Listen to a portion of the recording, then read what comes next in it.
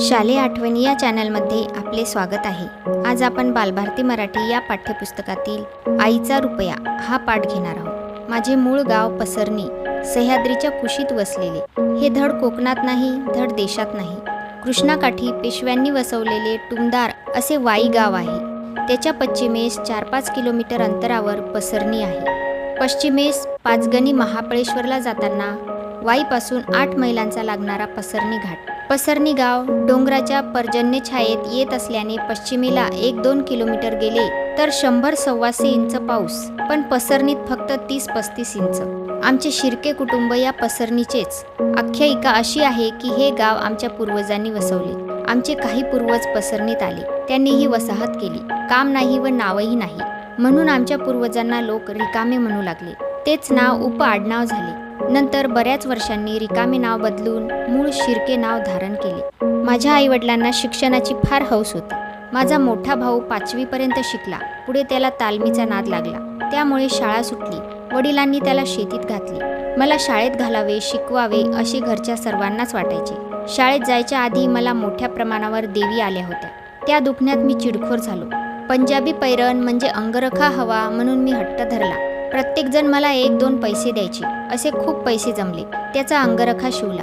एके दिवशी देवीच्या खपल्या पडल्यानंतर अंघोळ घालून लगेच मला शाळेत पाठवले। मोठ्या भावाने मला घरी शिकवले होते। बेच्या पाड्यापासून औटकीपर्यंत उजळणी शिकवली होती। 12 खड्याही शिकवल्या होत्या। शाळेत गेल्यावर गुरुजींनी परीक्षा घेतली तर मला थोरल्या बिगरीतल्या पोरांपेक्षा जास्त लिहिता वाचता येत होते, म्हणून मला पहिल्याच दिवशी पहिलीत बसवले। पुढे त्याच वर्षी 6 महिन्यात वयाच्या 6व्या वर्षी दुसरीत बसवले। अशा रीतीने माझी सलग 2 वर्षे वाचली। शाळा भरायची ती आमच्या घराजवळच्या मारुतीच्या देवळात। आई अशिक्षित, तिला मी काय शिकतो यातले काही कळायचे नाही, पण माझ्या शिक्षणाचे तिला भारी कौतुक होते। दुसरी उत्तीर्ण होऊन मी तिसरीत गेलो। नंबरही वर आला।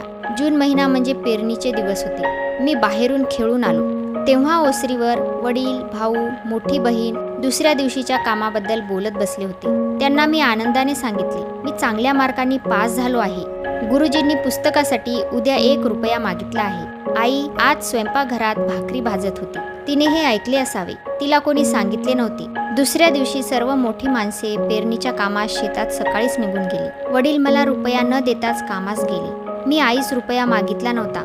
खेडेगावात पूर्वी बहुतेक घरी घर मालकिनीला व्यवहारात काहीही अधिकार नसत। सकाळी शेण काढून ते उकिरड्यावर टाकून शेणाची पाटी हातात घेऊन आई तशीच तडक मारुतीच्या देवळातील शाळेत आली। दारात येऊन उभी राहिली। तिथूनच मला हाक मारली। एरवी कधी ती शाळेकडे बघत सुद्धा नसे। मी धावतच गेलो।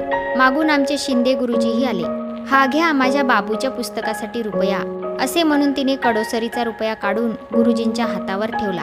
तिच्या चेहऱ्यावरचा त्यावेळचा आनंद आणि अभिमान मी अजूनही विसरू शकत नाही। तिला कोणी सांगितले नव्हते, तिनेही कोणाला सांगितले नव्हते। तिला मनातूनच काहीतरी वाटत असावे, म्हणून अगदी मनात ठरवून ती रुपया द्यायला आली। शाळा, शिक्षण म्हणजे काय हे तिला काहीच माहीत नव्हते। शिक्षण ही चांगली गोष्ट आहे व त्यामुळे आपल्या बाबूच्या आयुष्यात चांगले काही घडेल, पण आपला मुलगा पुस्तके शिकतोय, त्याला पुस्तकासाठी रुपया पाहिजे, तो आपण सगळ्यांच्या आधी द्यावा, अशी सुप्त ओढ तिच्या मनात असणार। केवळ तेवढ्याशा प्रसंगाने मला किती आनंद झाला, स्फूर्ती आणि उत्साह मिळाला, हे शब्दात सांगता येणार नाही। गोष्ट फार साधी आहे। शाळेच्या दारात उभी असलेली, शेणाची पाटी डाव्या हातात घेतलेली आणि प्रेमाने कडोसरीचा रुपया उजव्या हाताने मुलाच्या पुस्तकासाठी काढून देणारी माझी आई मला आठवते।